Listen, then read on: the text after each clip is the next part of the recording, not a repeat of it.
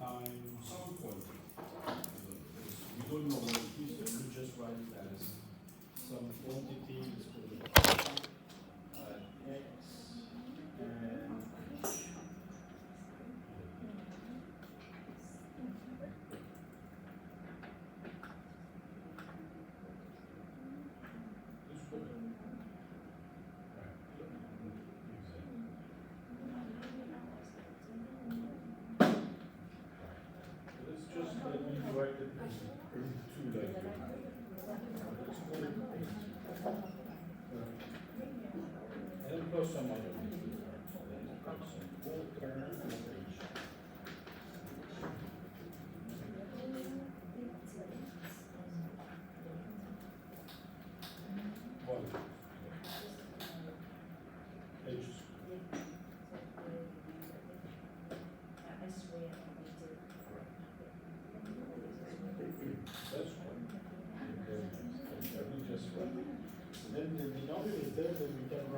Thế thôi chị bị dính xong rồi thầy giải khúc sau cho chị. Nghĩa là đề 3 thôi chứ không phải. Hả? Không. Em có làm hết không? Dạ. Yeah. Chị dính nó khúc đây nè, chị dính.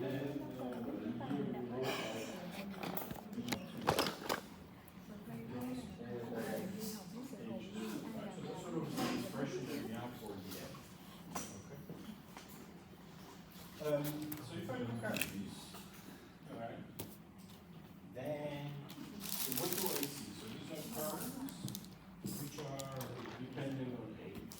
So when age becomes small, then they vanish. And you have m of x times f of x divided by f of x. So m of x is the main. Right? So then we beat this converges to m of x, b,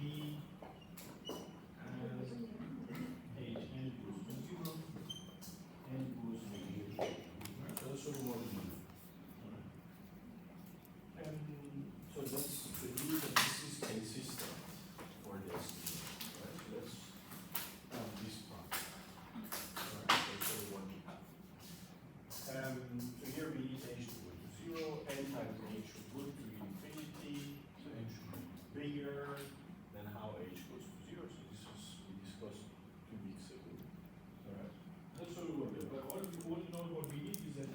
hn should go to 0 as n goes to infinity, and of course we need hn to go to infinity. So h should be chosen in such a way that this will not. But that doesn't actually give me the bias of n, right? But rather just gives me the consistency. So if I want the bias, then what we need is, I have this expression, so that's sort of the mean, the expected value. But then we have to do something with this, with this term, okay? When h is a small. So then, what we can do is, we can think of this, what we have on the right hand side. So this is very small, so I can ignore it. Seems very small, I can ignore it, right? So, but let's define some function. Let's call it, say, h. Which is not good. Because we have h. Let's call it b.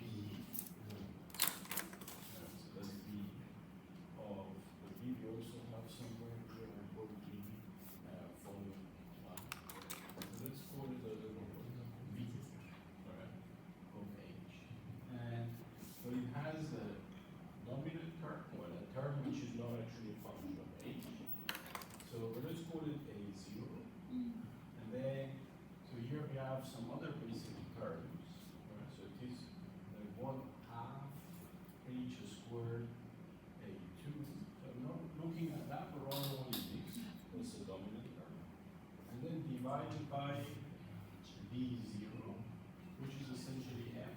Well, maybe instead of a b0, then I can write the real values. And that will be m of x times f of x divided by f of x plus 1/2 h squared times some quantity b. Right? That's sort of what we have. But they are also on the slides. Okay. So now, but we can actually write the Taylor expansion of this function at h equals 0. So we have that's sort of what we basically have here, right? So if we do that, then what do we get? Right? So that's a Taylor function, Taylor expansion.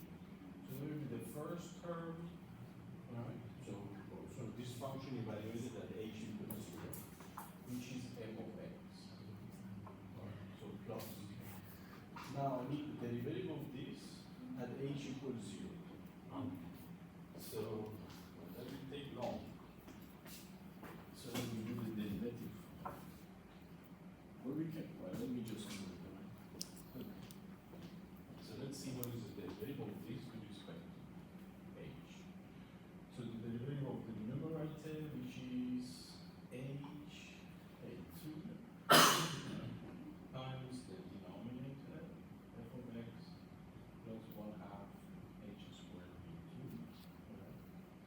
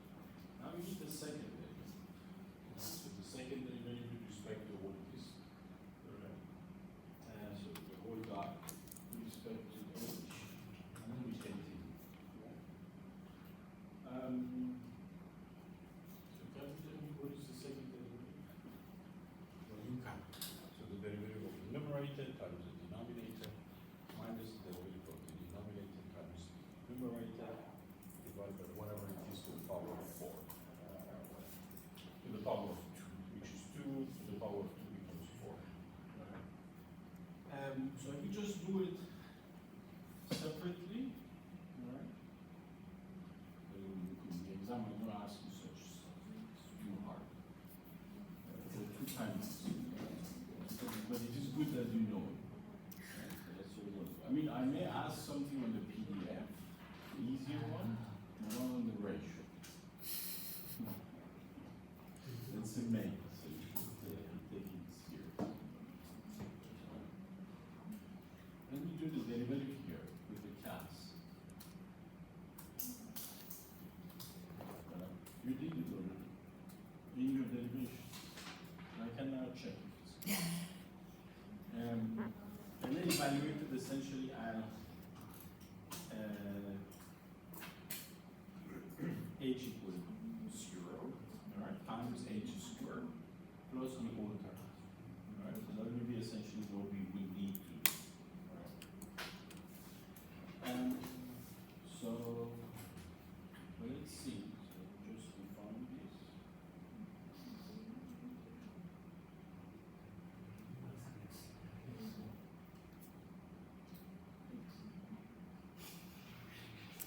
Mấy đứa em tao mấy thầy mới mồi à, thầy chưa có giải xong đó. So, I just want to ask, like, part A, we just need to, like, use the volume to marker, right? Right. Because, like, we just need to find when, like, the limit, when h approaches 0, Sure. and then we can find an x already. So, the black one is for part B, right? Exactly. Okay. This is part A. Alright. I mean, this we did also in this part blue in the A. And this is for part B. Okay. And it has in part A, like, in the way that we just right? There's no h anymore. There's no n anymore, right? Well, I mean, in this A2 there is. The meaning like A2 and B2 is like a constant, right? But it's also include n. Oh, wait a moment. So that's sort of, these are IID sound. Alright. So because that's an IID, then you take one expected value multiplied by n, divided by another sort of expected value multiplied by n's constant. Oh, okay. Right. You understood? Yeah. Like 1 over n in the numerator and also. Exactly. That's true. Right. Because when we do, so here we can, let's say, so here, well, the numerator, so it is like, so expected value of the summation over I, so it's called Ki by I, right? Plus some terms, right? Let's call it, say, remainders for the numerator as a function of age, right? Divided by the expected value of summation I, Ki, plus some remainder in n. That's the remainder for the denominator as a function of age, right? Because these are IID, right? Then here you will have n times expected value of 1. Wonderful. Here you will have expected value of n times 1 of them. So n times something divided by n times something, the n's essentially cancel, with this being essentially a little bit different. Right? So this is the sample size is in n. It's in here. Alright, so, but they are not important, essentially, because they cancel. The ratio is small, then it's just for them. Alright, well now let's look at the second derivative. So that would be what? Not so big. So, let me just move here.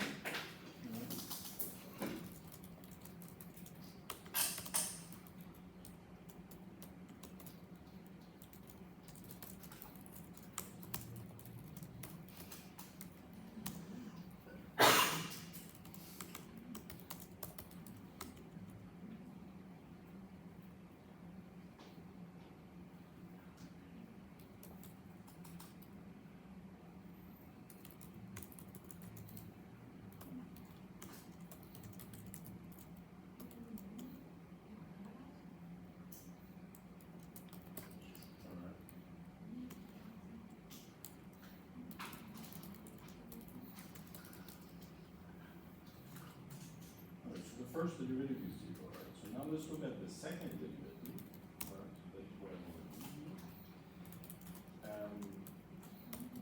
And then I will just write you the result, okay?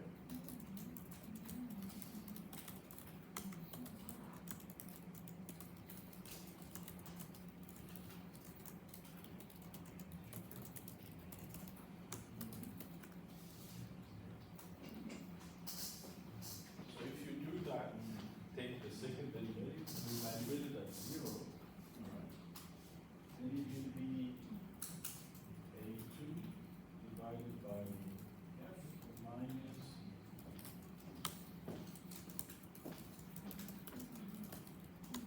b2. Well, it's not the a and b, so b2 m divided by f. So this is divided by f times h squared. So that's already taken this method form of h. So there are terms that are smaller than this. But if you take the second derivative, you evaluate it at 0, then you get this. So then what it means then is that, the expected value of the estimator at the point x minus the true value of x, that is the nominal bias, is the mix I took to the other side, that's the constant function, is equal to this quantity, which is a squared divided by f minus b2 m divided by f times h. Right, so that will, well, this basically term plus 4 of h squared. So that's sort of what we have. Well, I mean, those quantities that we have indeed are, well, I mean, here you have a2, b2. If you do the derivations carefully, right, then this coefficient that we get here of h squared will turn out to be u2 of k, the second derivative of m, right, and then 1/2. Oh, and like in the kernel density estimator, so that will show up. All right. I also So divided by 2, sorry. So that is divided by 2 factorials, right? Because that's the second term of the okay. And you did it like yes.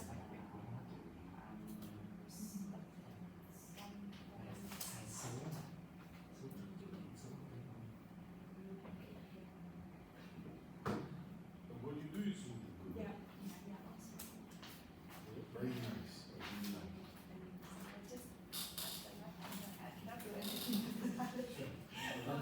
waiting for you for the very end.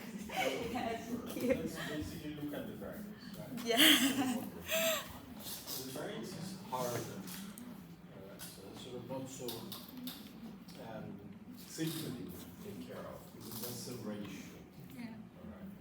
So because it's a ratio, then we should actually be a little bit careful with doing it. I think part of the issue that you can't do that is that because you don't have the textbook. Well, you- So, So can you advise me this tip I can refer so I can rely on for the full lecture I solution? will now do that. Thank you. So the textbook, I have it, it's in PDF, so I am it. Turn up. Still, I am a thief. Thank you. So, well, let me turn this off. I will upload it now on the web page, and you download it, Yeah. Thank and I you. will remove. Yeah. Thank you.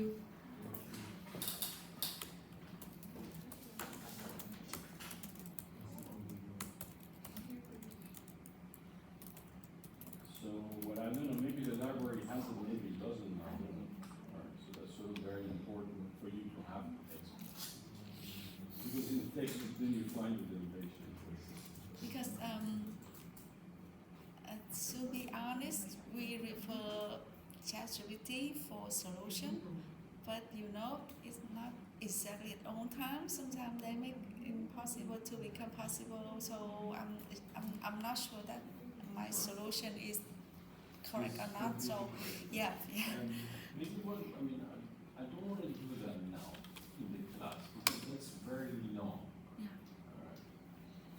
Maybe when I actually promise you to post it online, so I started typing and doing the derivations, I have to read it once more, so I'll make sure that it's Yeah, correct. yeah, And then post it on. But I mean, in any case, like having the textbook will be helpful, so let me just upload it, and then you have it, and I will take it off. So that will be in the course reading material. yeah.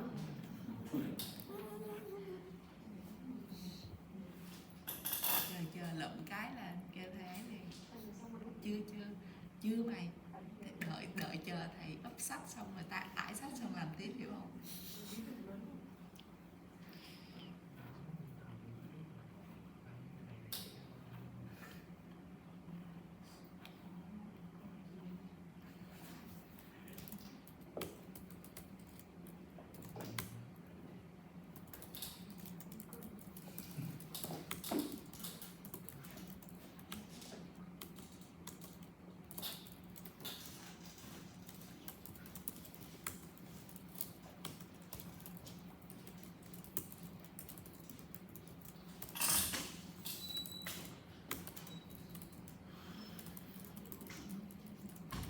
Did you see it? So, let me see. So, should we just check Is it? in the course reading material, Yeah. and that is the book. Okay? Would you please take it? And I will remove it. Thank you. Thank you.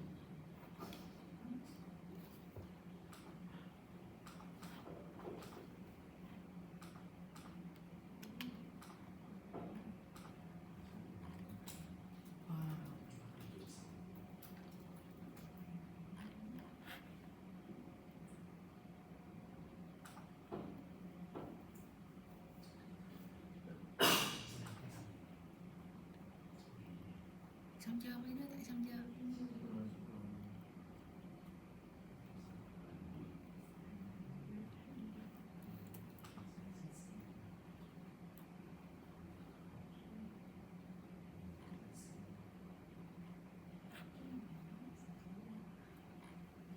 It's very long.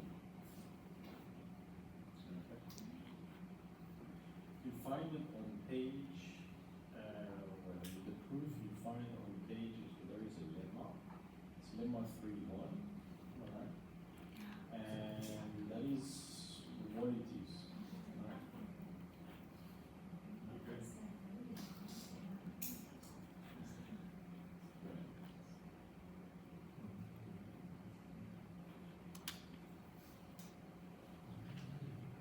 Alright, so now I can, can you open it?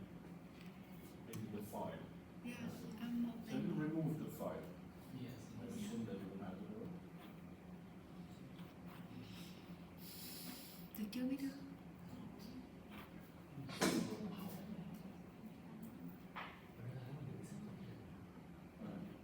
Well, let's look at page 98.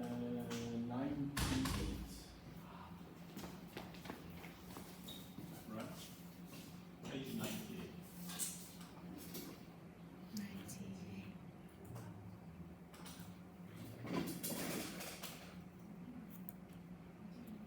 So, one, I just want to tell you the technique. Right? That's an interesting technique. So that's this page. Oh, So that's the estimator of n. Then these guys write it as a ratio of g over f. Right? So that's sort of what we have. And so, well, then g you can write, right? You see how it is written. So in the numerator, then you add the expected value and subtract the expected value. Right? So that's sort of what we have. Right? And then sort of, I mean, so here we want that denominator is only the expected value of f. If it is that's an expected value. Right? So let's look at this. So here we have expected value of f as a point, which is a constant, because that's an expected value. Right? So that's not a problem. Right? So it's not random.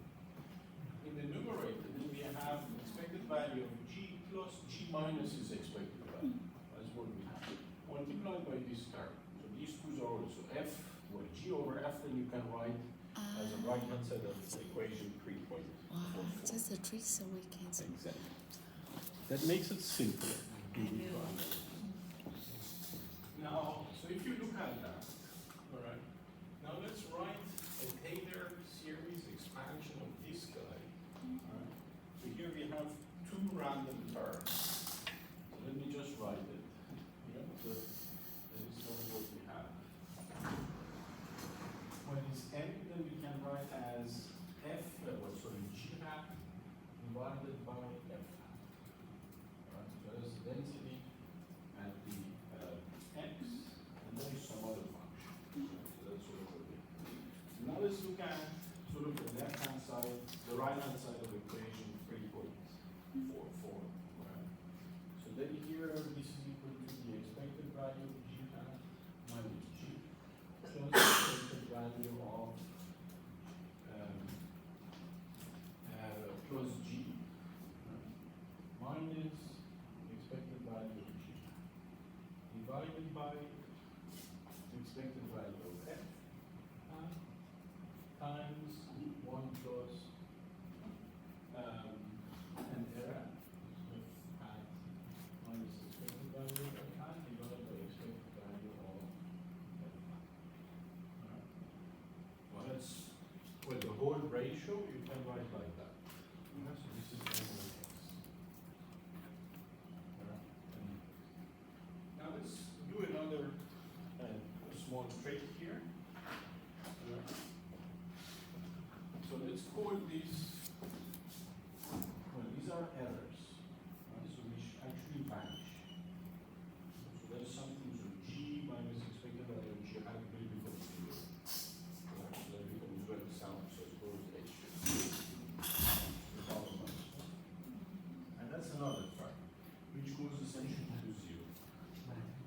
So the variability that you have here comes because of this and because of that, or randomness that you have, or because of these terms.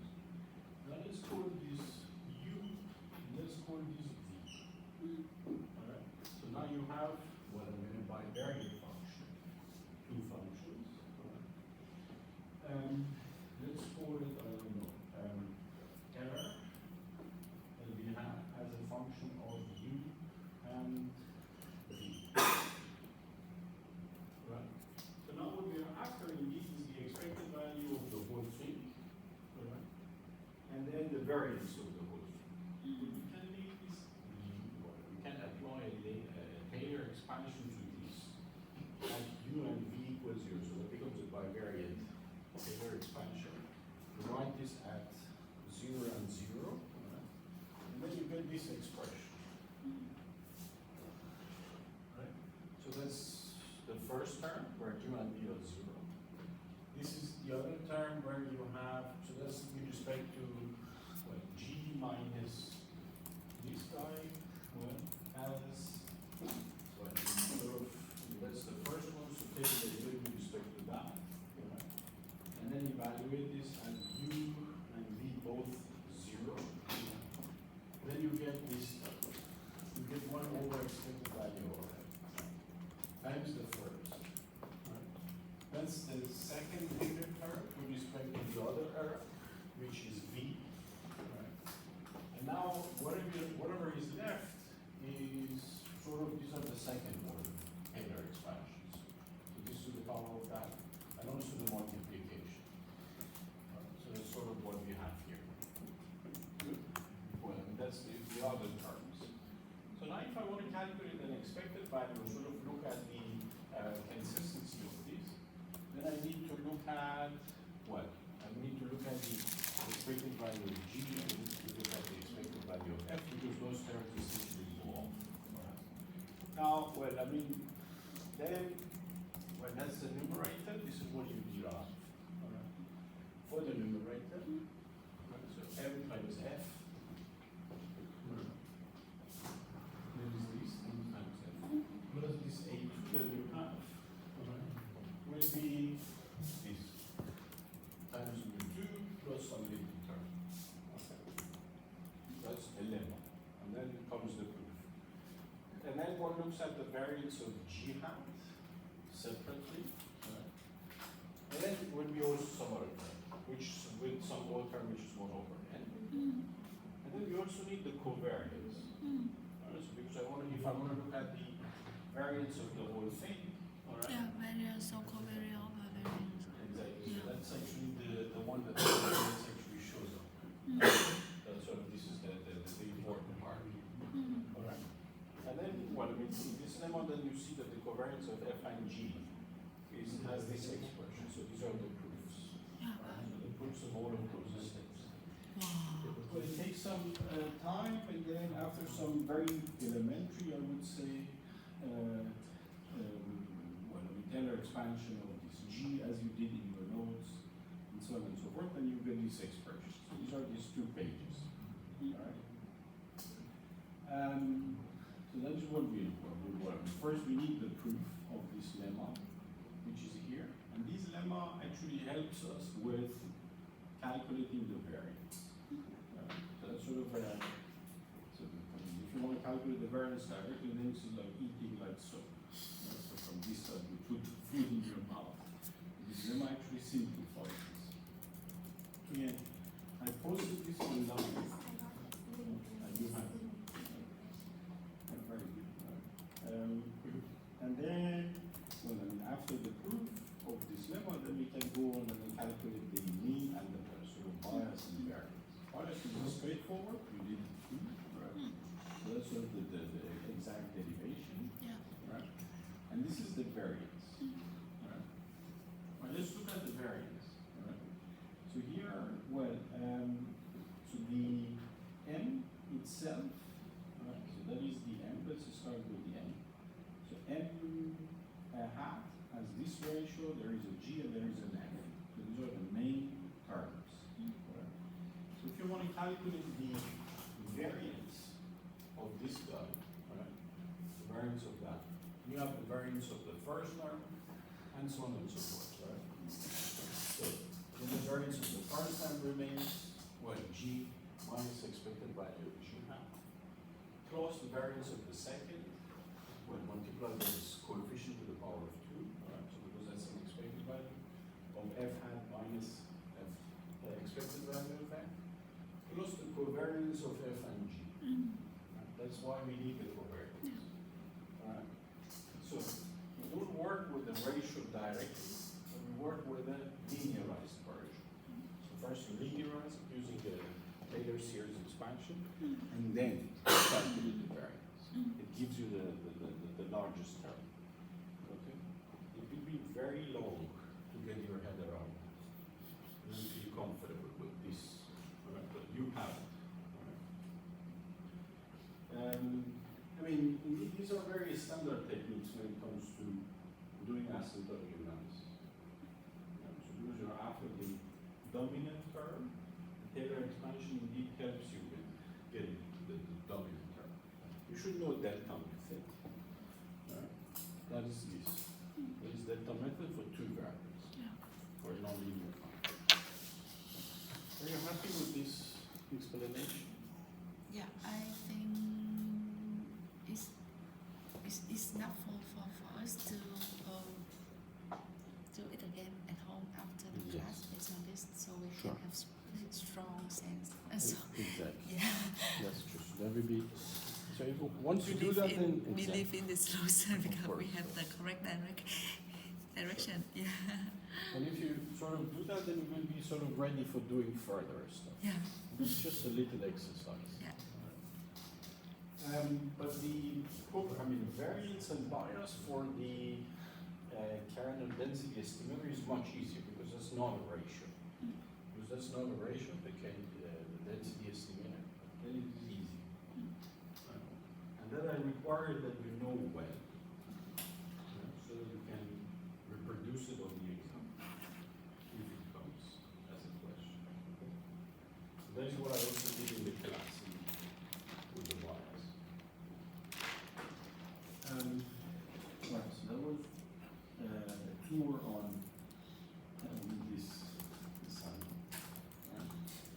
Well, of course, on the book we didn't do all of the chapters, but rather just the KPE we did and just the other levels. There are many more things which are more relevant for you. Alright. Okay. So I didn't give you a full answer, but at least I gave you some Yeah. path that you could follow. Anything else? I'm just at that question and When you stay there, so that's sort of what so. So some of these stuff we did, but let me actually not continue that, but rather all of these stuff we did in the class. Maybe we should do number 7 in the class today, number 8, which I Yeah. showed. yeah, We can you partially did it in the class, right? yeah. We did it for the mean that I'm asking, or for the mean we did, right? And then part C is mean. So you take the derivative with respect to sigma, and set things equal to 0, and you will get some expression, right, for sigma, right? And then there is a Markov chain, which is also something I would like to discuss. Right? So that is today we discuss. But before this, continuing with the assignments, I want to continue with the factor models. To finish the slide so that I feel comfortable. Alright. Well, so I should give you everything which is on the slides that you're supposed to know. And then we continue with the assignments. I've also promised you something which I will do for you.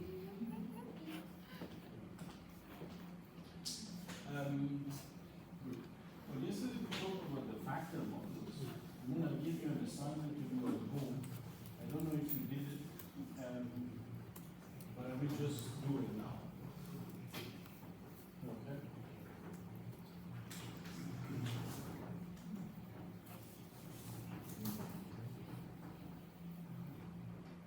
Right.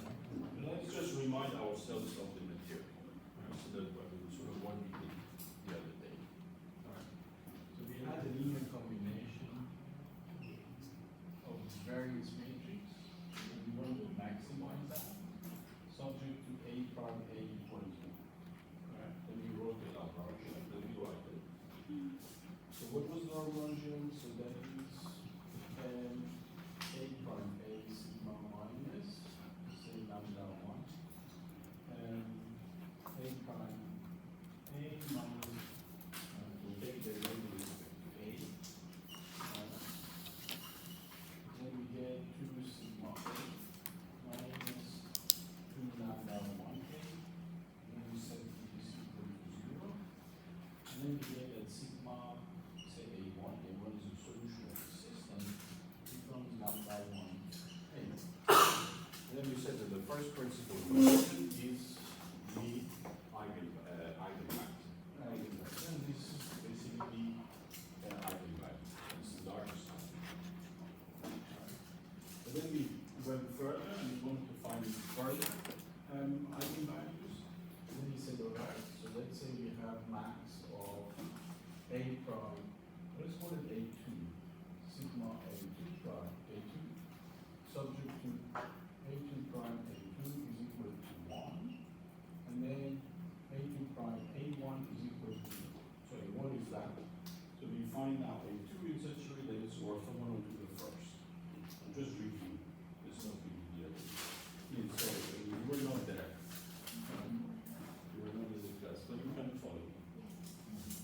So here then we write the Lagrangian. So the Lagrangian is finished. I finished 4. So the Lagrangian is A2 prime sigma A2 minus lambda 2. A2 prime A2 minus 1 plus, I think yesterday I called this theta. A2 prime A1 minus 0. Right? Now we take the derivative with respect to A2. Alright, so that will be 2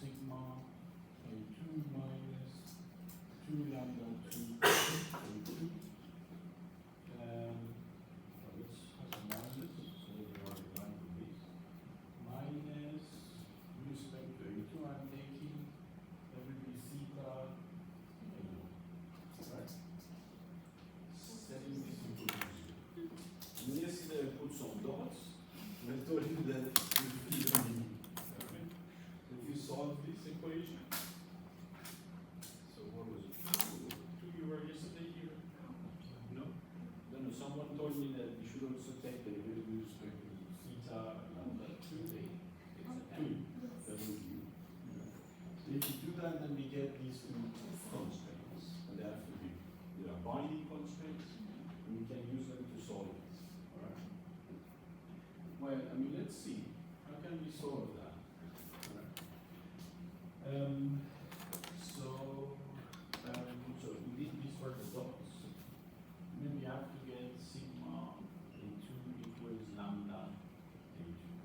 So that this is also an eigenvector, an eigenvalue.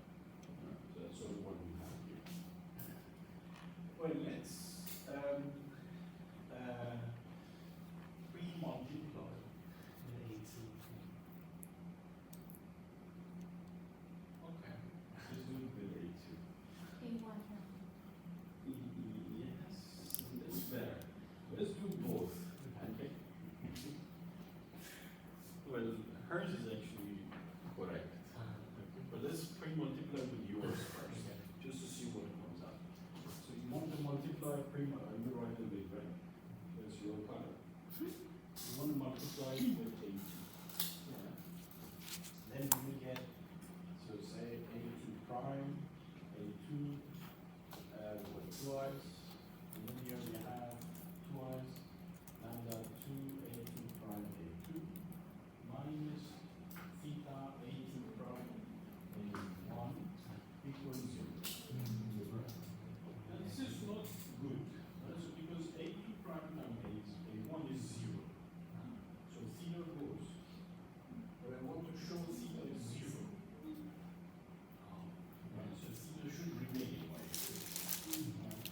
It's sort of okay, but that doesn't actually take us to the goal. So the goal is then, well, if this wasn't here, then I would have been happy.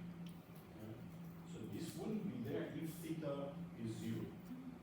So if I want to pre-multiply, or sort of do some manipulations, I would do it in such a way that theta doesn't die. Should remain. And if I pre-multiply by A1 prime, very nice. So let's pre-multiply. So that's almost okay. I1 equal to 1, so let's see.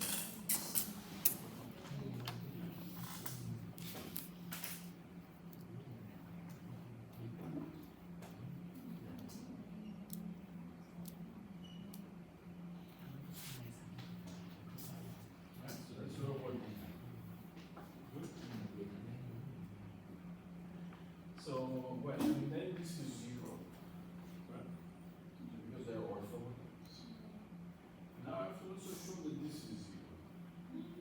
Yeah. So if I show this is 0, this is 0, this is 1, then theta will be 0. Right?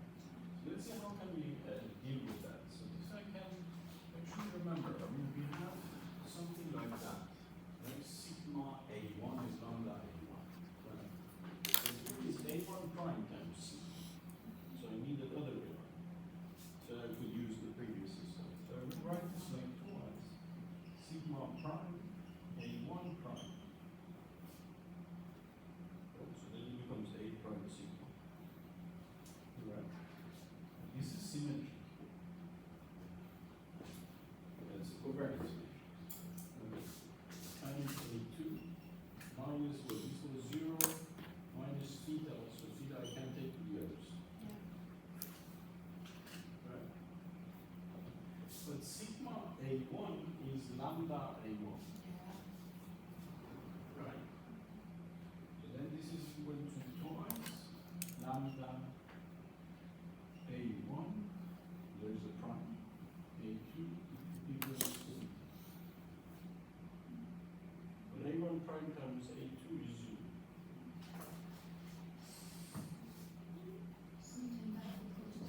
That's the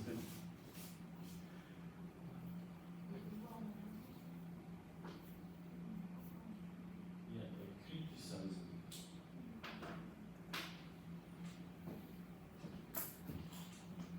so much like it when people sit down and think. I like to see. Okay, so we can ask about like the letter you just read, like where we have it. This one? Yeah, and then how can come to the down there? So what you see is Okay, you apply.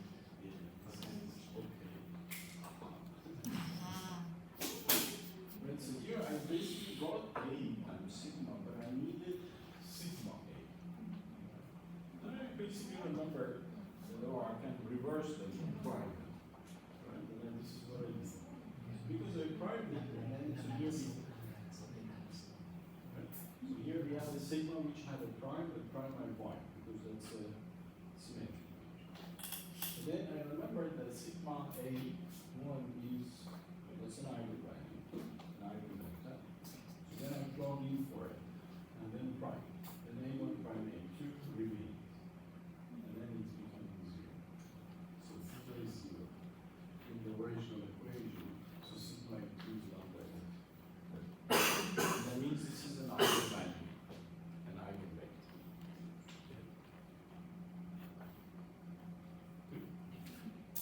That's how you generate eigenvalues and eigenvectors. Let's do an exercise with numbers, just to see how we can go on. So, let's see.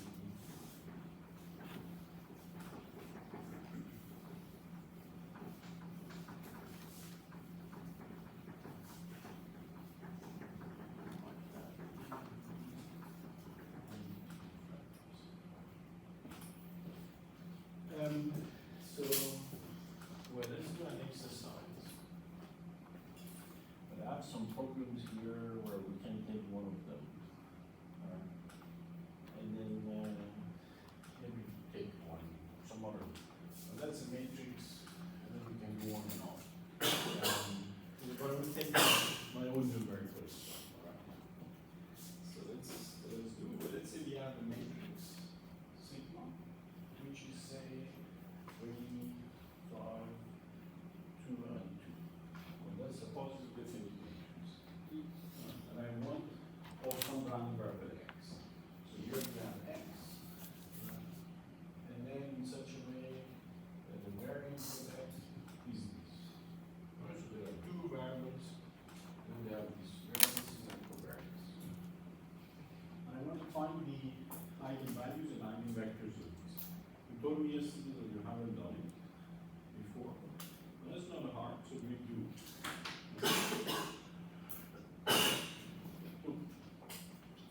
So here we have sigma A1 to be lambda 1 A1. And then we know that sigma A2 is also lambda 2 A2. And so on and so forth. Right? So if it is a k variable, k-dimensional variable, then we have this. We can continue that, and we will find all of the eigenvalues. Right? So that's sort of what we do. Right? But what we can do is then I want to put this all together in one equation. So, well, I mean, sort of, so to speak, things become a little bit easier. So let's say we have all of the eigenvalues, eigenvectors, so they are vectors, one by one. We put them next to each other. And then, so we have sigma times, well, we say matrix of A1, A2, up to AK. Well, this times that generates this. This times that generates that. And so on and so forth. So then here I will have lambda 1, A1. And so on and so forth. Lambda K, H. You can put them all together. Right? That's sort of what it is. Now, so if I can put them all together, then maybe I can play around with this a little bit. In this way. So this is one vector multiply all of them with lambda. And then this is the last vector multiply all with lambda k. So if I call this A, alright, so that's the vector of all of the eigenvectors. Alright. And then I can write this as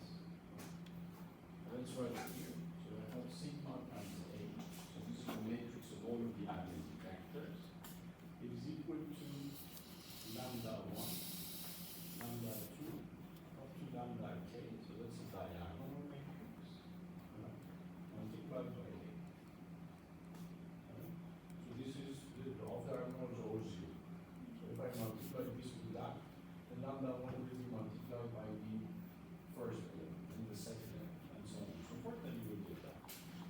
So that is the matrix of the eigenvectors, and this is the matrix of eigenvalues. So we put them all together. Indeed, we could solve this, not with a vector, but rather with a matrix, like capital A prime times sigma A. Alright? Yeah, so that would have been easier, not to do it one by one, do them all together, one derivative and then you could do that, that would have been easy. With orthonormality. Right? So that A prime times A is 1. Right? But let's actually go on and solve this. Right?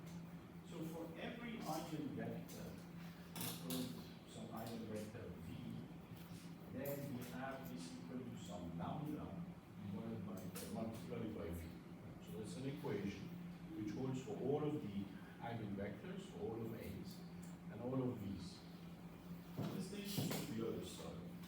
So that would be sigma times V minus lambda V is equal to 0. Right? And I will sort of factor this out from that side. So that's a constant. So here I will have one parameter. So identity matrix remains multiplied by V equals 0. Yeah. Right? Well, that's a homogeneous system of equation. That's I lambda. Lambda. Lambda radius. So that's a homogeneous system of equation. Right? So where the left hand side is 0, and then the right hand side is some matrix multiplied by a vector. Right? So, well, now, let me just remind you of your math school from high school. Right? So, let's say you have some system of equation, let's say some matrix V multiplied by vector X equals some V. Right? As you generally have it. How would you solve for V for X? Well, V is known, X is known. Invert V, if it is invertible. So let's say this is invertible. Then X will be V minus 1. Right? That's sort of what you have. And then you will have some sort of solutions. So, but now here, let's say this is invertible. Let's say this quantity is invertible. Then what will be V? So will be sigma minus lambda I inverse times 0. So V will be 0. If it is invertible, then the solution will be 0. Right? No way out of it. Right? So you need V not to be invertible. If it is invertible, then you will just get zeros as solution. But if V is not invertible, then this will have a solution which is not 0. Right? So that's sort of something we don't want. Because otherwise we get zeros as solutions. Right? So well, if I want this not to be invertible, then what condition do I need? Under what conditions matrix will not be invertible? That's true. If the determinant is 0, then this will not be invertible. And as such, then I have say sigma lambda minus lambda I. So I need the determinant to be 0. If it is 0, then this will not be invertible. We will not be able to do this. We will not get a 0. Right? That's sort of one of the, well, of course you knew it, but just review it. So now let's say we want to find the eigenvalues of this equation, this sigma. Alright, then what do we do? Divide.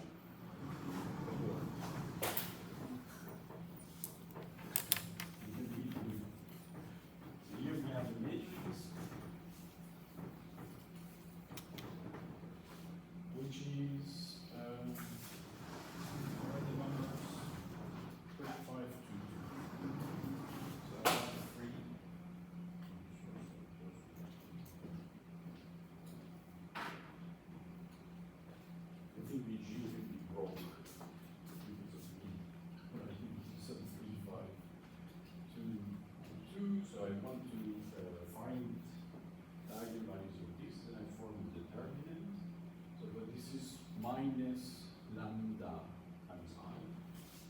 minus lambda minus lambda equals 0. Yeah. Well, then we try to do the determinant. Yeah. What is the determinant? That's the balancing part. So this multiplied by that Minus, yeah. 3 minus lambda, 5 minus lambda minus 4 equals 0. Then find the, let's Plus minus square root of 4 plus minus square root of 5. Very nice. I like it. How do you know that? This is something you learn in the school? I calculated it in my head. Oh yeah, so nice. Okay. So that's the 4. It's very interesting. So you basically take a change of variable, because here we have 3 and 5, the average is 4. Very nice. Well, let's check it for you're so clever. So let's do let's open it up for me, I'm stupid accountants. So 3 times 5 is 50. So you're like 50.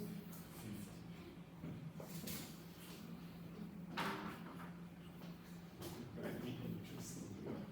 I will check. So 3 times 5 is also here 50. So 3 times minus lambda times 5 minus 8 lambda plus lambda squared minus 4. This is 11 equals 0. Then we do now the calculations, right? So lambda is equal to minus b, which is 8, plus minus the square root of 64 minus 44. Right? Divided by 2. 8 divided by 2 is 4. That is yours. Right? So plus minus. So here, 64 minus 44 is 20. There is a 2. The 2 cancels, 5 remains. Right? So these are the eigenvalues. They are both positive. Right? So very good.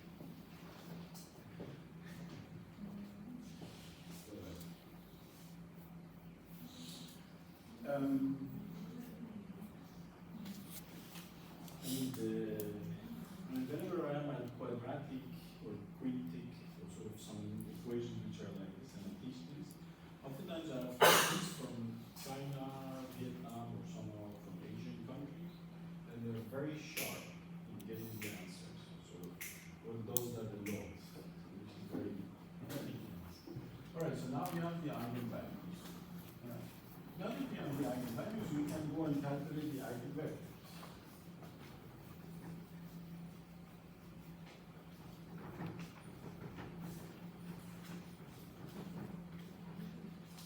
So what do we have? I mean, so we have a bigger eigenvector, right, and a smaller eigenvector. So lambda 1, lambda 2. So 4 plus is the largest, 1 minus is the smallest. Now, let's say we start with sigma, which is this matrix 3, 2, 2, and 5, multiplied by, well, let's say the first eigenvector. Let's say V1 and V2 are the elements. It is equal to lambda 1, which is 4 plus, say, square root of 5 times V1 and V2. Okay, that's sort of, we have to now solve for V1 and V2. Let's simplify. We'll put things together. So here I have 3 times V1 plus twice V2. So 3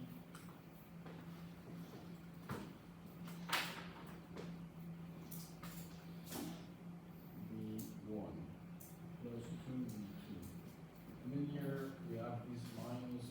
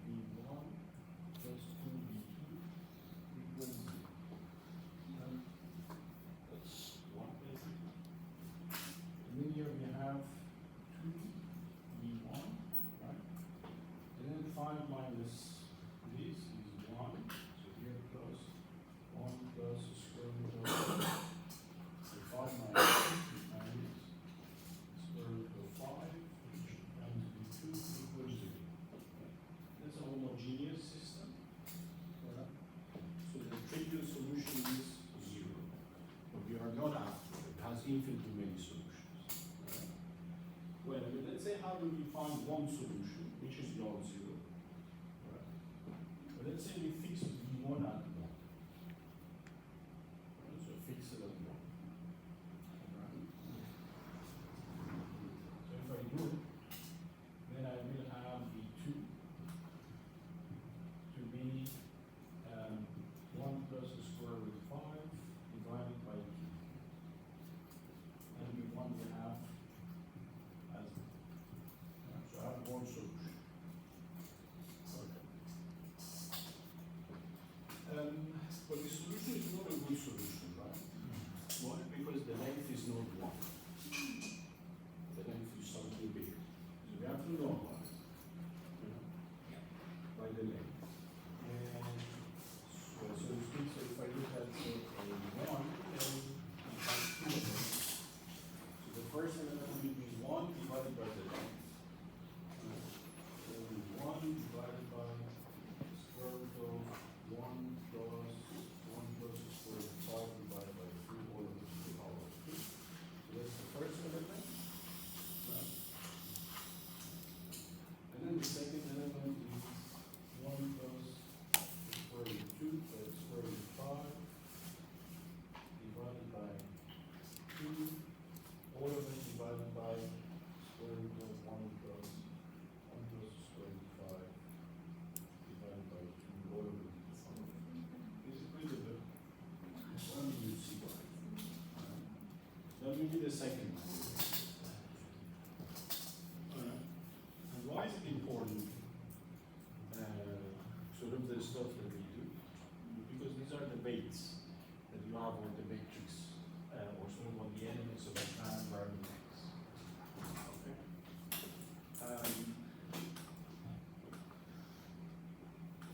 Juan, did I make a mistake?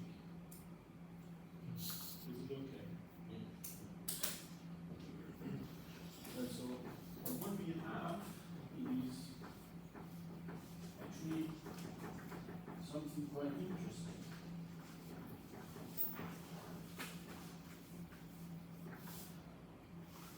In this sense.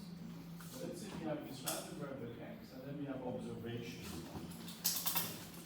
Let's say some observations, whatever. So let's say x1, 1, x2, and then x1. These are two elements, right? So it has x1 and x2. The second observation. Up to say x1t and x2t. So these are observations that we have. Out of all of these. We observe x. Now we have this a0 which has two values. Right? So this one and that. Then, so if I want to shrink this to one vector, then we take the first element, multiply it by this, and take the second element, multiply by the second, and add them. Then we'll have a linear combination. Right? And this linear combination will have a variance of 4 plus the square root of 5. Right? Well, we can now redo this. Alright? So also one component. That's the first principal component. Alright? We can redo it with the second principal component. There will be a second linear combination. Which will have 4 minus the square root of 5 as the variance. So the first one has a larger variance share, the second has a smaller variance share. Right? Well, maybe let's see what are these variance shares. Right? So just to see them. Right? So here in Python, we don't need to do anything. But let's say I import numpy as num, as np. Right? So that is what I have. And then we have the two eigenvalues, say lambda 1 and lambda 2. So they were 4 4 plus or minus the square root of 5. That would be 4 plus ND is your 5. And the other one. Alright. So this minus. So these are the two numbers. And then the eigenvectors we know. So we know the elements because we can solve for the eigenvector. That's the algebra. It's pretty simple for also can do it in Python, of course. So another we have lambda 1 divided by. Alright, so let me just tell you. So lambda 1 plus lambda 2 is the total variance that you have here, or all of the components. Okay? So which is 10. So the total variance of this component is indeed 10. So this plus the other one. So the first component has 4 plus the square root 5 variance, the other one has 4 minus the square root 5 as the variance. For alpha, you have the total variance of all of these components. The summation of the eigenvalues. And maybe you remember from linear algebra that this is equal to Sorry. Why that a 5 plus? 4. Yeah. Because they're going to wrong in the past. So theoretically, this would be right? So that is the first and that is the second. We have 8, sorry. So I just typed them wrong. Alright.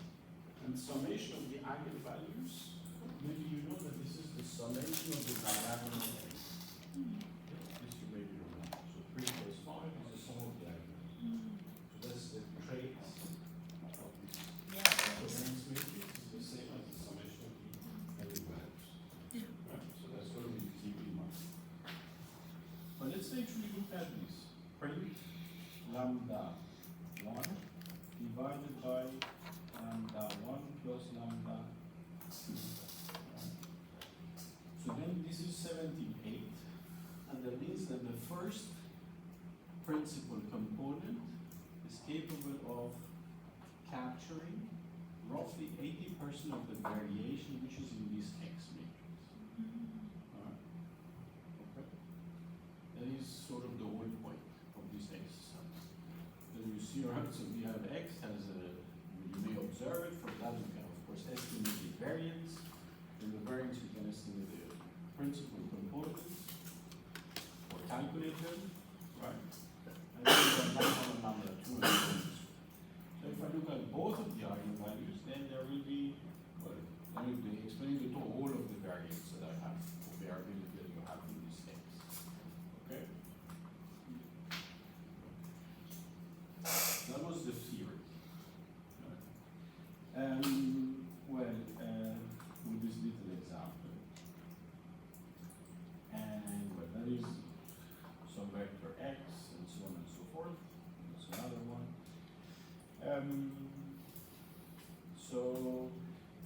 Let's say, so I just want to do a little exercise with you in Python with the calculation of the principal components. Alright. I don't have macro data. I would have liked to have macroeconomic data. Or maybe something which is, well, more finance data. I also don't have enough. So I just have the components of S&P 500. Okay.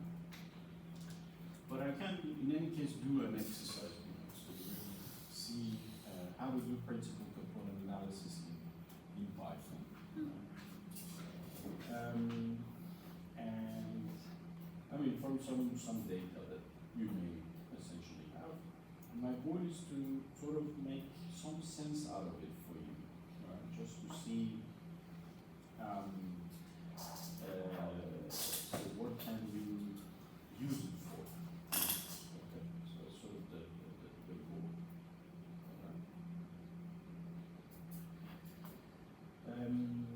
Well, let's say we turn to the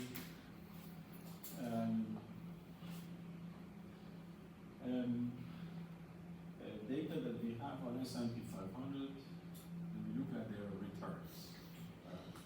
And that will be a big X matrix.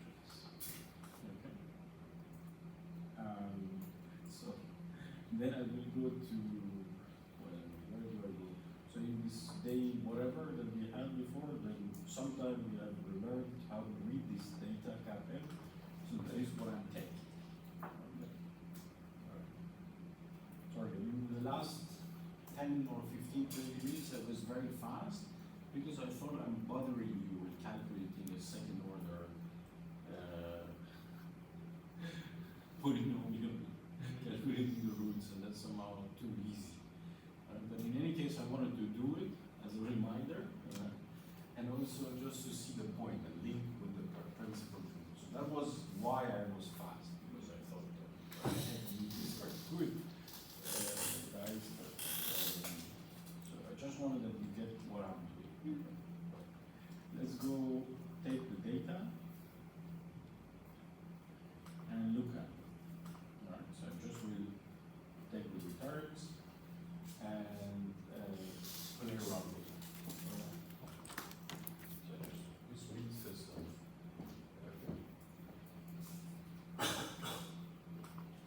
Good. So I have the returns.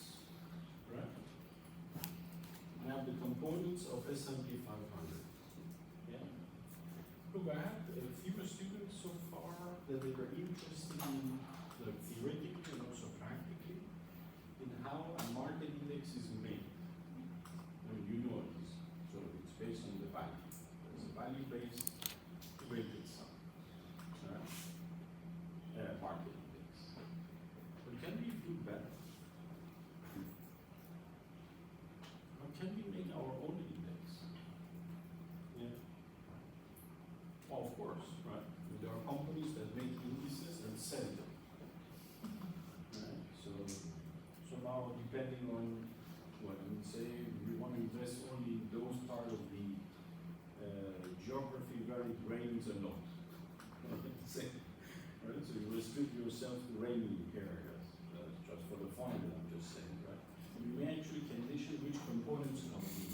Right? And let's say we look at Southeast Asia, right? And then I look at Taiwan, Vietnam, some other countries that I have basically around. Right? And focus on them and make an index. So it means I have to come up with some ratings. Right?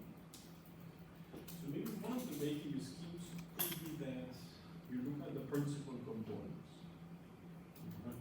Or maybe as simple as that. Then statistically you get something that is an index with the weights which come from the first eigenvalue, eigenvector, and that will be an index. And maybe it's a good index. Right? Well, I mean, the weights will not be the same as S&P 500, so the returns will be different, but I can make it. Alright? So either on the prices, or you calculate on the returns and then come some. Right? So you basically have the price index itself. So maybe let's go do that. So we'll make a market index of our own. Right? And let's take some assets out of this returns here.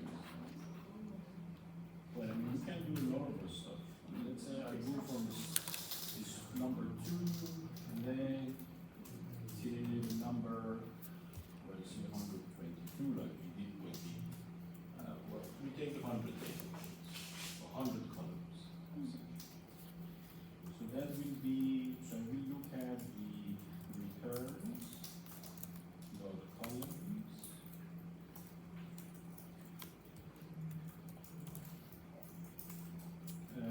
Starting from 2, and let's say we go to 150. Right? So I have some assets in this asset names. So that is what we have. There are 180 in the stuff as I have here. So that's sort of all of the assets. So I could maybe, let's call this X. Alright. So that will be the returns in these columns. That's my matrix X. So I don't use all of the components, but rather the returns from this some few assets that we have here. Okay. And principal components of this matrix X. So the first step is to calculate the covariance matrix. And then once I have the covariance matrix, then I get the lambdas. From lambdas, and I get the eigenvectors. Then I have weights, and I can form all of the components that I have. Alright, so that I could basically find. Well, we don't do that by hand. Okay. But then we use a package. Well, that's the scalar. Alright. Well, it has actually a lot of interesting stuff. One of them is decomposition. Alright. And then in here there is PCA. PCA is here, sits there. Okay. So I'll just draw it in. And then principal components, then I simply call PCA. So that will be the models that I have here. Okay.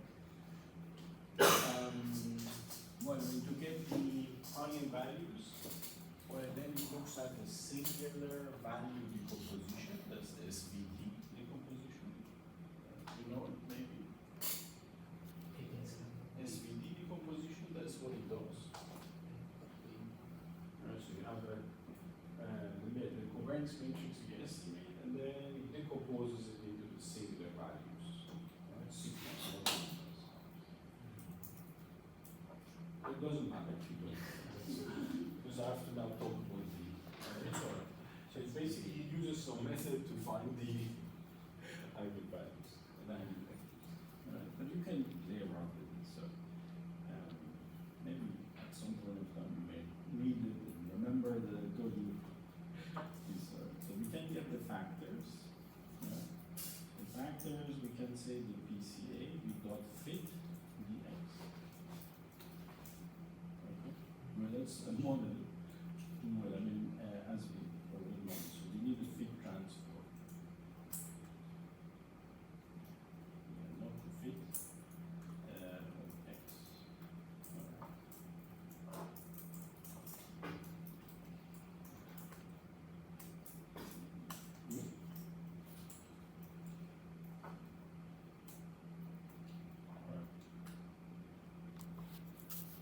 So that basically calculates all of the factors. Now, in this these are the factors that we have, alright? We can also look at the explained variance. How much is the variance explained by these factors? By simply getting the PCA, so from the PCA, now after doing the fitting, then you can get the explained variance ratio. Not the variance could be the eigenvalues, we are not interested in that, but I want the variance ratio. Because like so, then I can actually see how many factors are enough. Maybe 2 is good. Right? Maybe I just want to know how much variability is explained by the first. What is the fraction? So that will be here, right? So which we can get it. Right?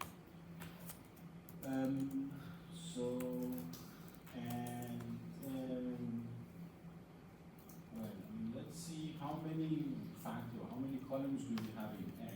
So here is K, that's the number of the elements or columns that we have in X. And that will be the length, that's 148 of course.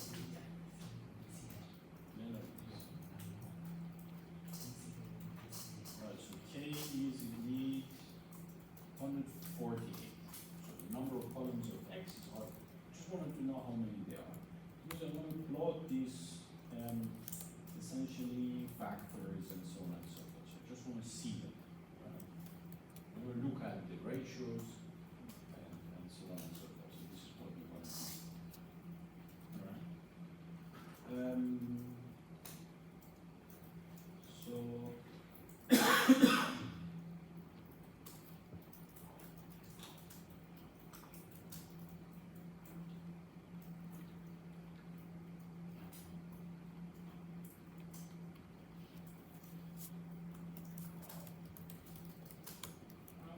looking at the factors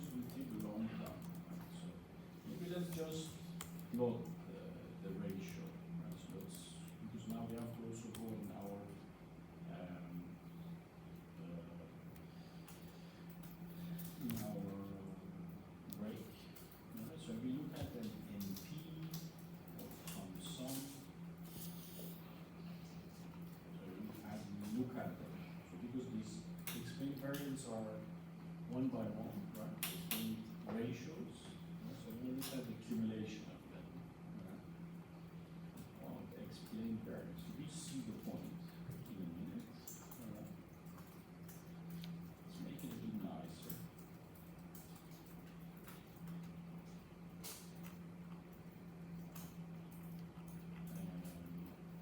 Let's have a line style of this. Let's have a color of green. Just for the fun, we'll keep it green. Let me plot it and we'll talk about this and then we'll go to the break.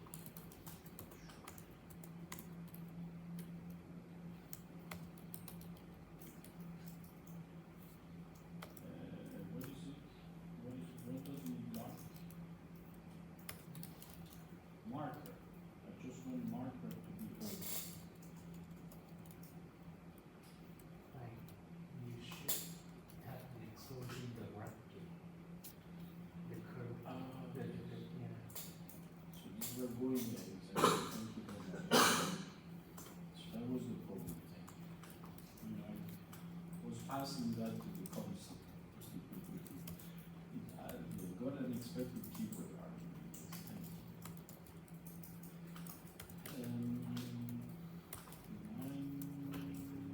Line style.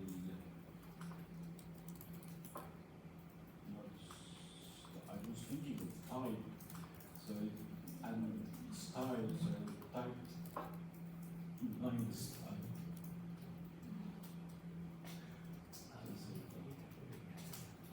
Alright, so that's what we have. Yeah. Fine, that's not surprising, so. So it's market returns. Good, I mean, the first factor explains, well, roughly 35% of all of the variabilities you have in this day.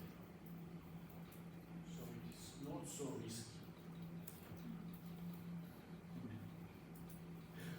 It doesn't have the total variation of that. Because, well, it has a little bit less risk. Which is interesting. Right? Which is an interesting factor. It has all of the rates, so all of the returns are in it. But the rates are chosen in such a way that not all of the variability is there, so fewer, but less of the variability is there. It would be interesting to sort of to see what is the return of this. I can go investing. So if you add two, let's add the first, and then look at the first two. That will be the first eigenvalue plus this increment, that you have a little bit more. So if I add one more, then the fraction will be roughly 41. Alright. Then I have 45. And then 49. Looks like that the jump becomes smaller and smaller when I go away. So, well, in all, so if I want to say, let's say I want to explain at least, well, 50% of the variability in this data, then I can stay with 4 factors. Well, 50%. So 1, 2, 3, 4, or maybe 5. So if I take 5, then I have at least 50%. So roughly.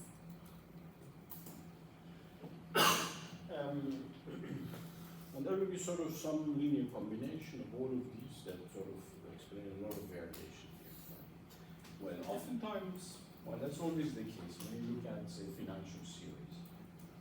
And then, sort of, if you look at financial information, which could also be text, sort of sentiments that one has, and then accounting ratios, which are very important, and then many other variables. You may have many. Right? And oftentimes, if you look at those information which are too much, there may be many different basically aspects that you can sort of look at. Think of, say, text analysis. So how often, say, the word expansion has been mentioned in tweets regarding the financial markets, right? Or some other combination of the words that you can think of, right? So there will be many things that you can look at. And they include information about how the markets actually move up and down. You may not want to look at all of them, but rather maybe shrink them, all right?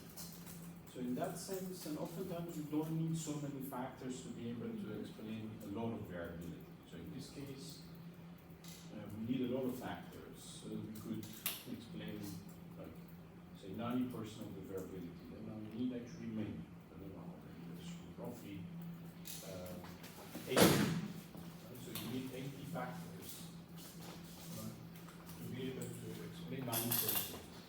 That's 146 to 180 and not 100.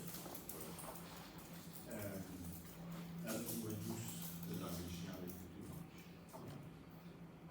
But for macro variables, you know, oftentimes say you have 100 plus variables and then you come up with 32, 33 that could explain all of variability that you have in the sample. That's actually a very good question. How much is enough? How many factors do we have? Maybe there is some very fundamental factor here. Right? So maybe there's one or two which are enough and they are good enough. Right? So here I'm looking at this ratio. That doesn't give us a very good way of choosing how many factors to have. Right? So the choice of the factor then seems to be, if I have more factors, then it's hard to handle. So I have a lot of parameters, right? But then at the same time, I have more variation included, which is, if I reduce the number of factors, right, then there will be fewer parameters, but also less. The fewer parameters is desired, but less information included. Right? So these are two opposing, indeed, objectives. Right? And this is something that you know how to deal with. Right? So it is like if you have an AR model, then you choose P using an information criteria. That becomes really fundamentally fine and statistically okay. So here then for the number of factors, then you also need an information criteria. Which are depending on usage. So take a little bit of a break. So this you can solve, I'm happy with. You understand these factors. You can estimate factors using Python from the sample. Now I should fine tune it. So his question is very good. And so this is about the next slides.